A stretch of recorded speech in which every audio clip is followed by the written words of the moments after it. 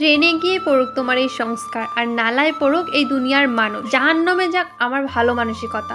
আমি কোনো ভালো মেয়ে হতেই চাই না। আমি খারাপ, আর আমি সব সময় খারাপই হয়ে থাকতে চাই। আচ্ছা, তোমরা যারা দুনিয়ার সামনে নিজেকে এত সংস্কারী দেখাও, তোমাদের আমি একটাই কথা বলতে চাই যে ফার্স্ট অফ অল তোমার ফোনের সার্চ হিস্টোরি সেটা উইদাউট ডিলিট করে সবাইকে দেখিও তো।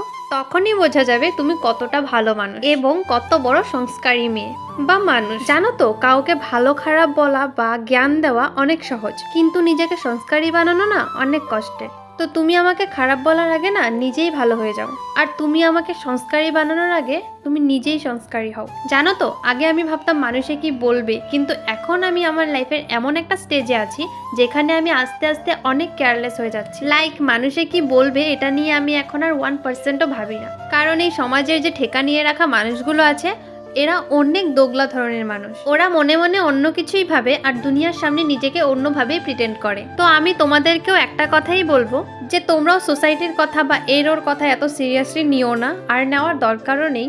লাইফে সেটাই করো যেটা তোমার ভালো লাগে, কারণ এই লাইফটা তুমি একবার পেয়েছো, আবার পাবে কিনা তার কোনো গ্যারান্টি নেই। তো তুমি সেই সব কাজই করো যেটা তোমার পছন্দ, যাতে ফিউচারে গিয়ে তোমার রিগ্রেট করতে না হয়। আর বাকি রইল সোসাইটির কথা, এরা আজও বলবে কালও বলবে, এইসবে কান দিলে চলবে না।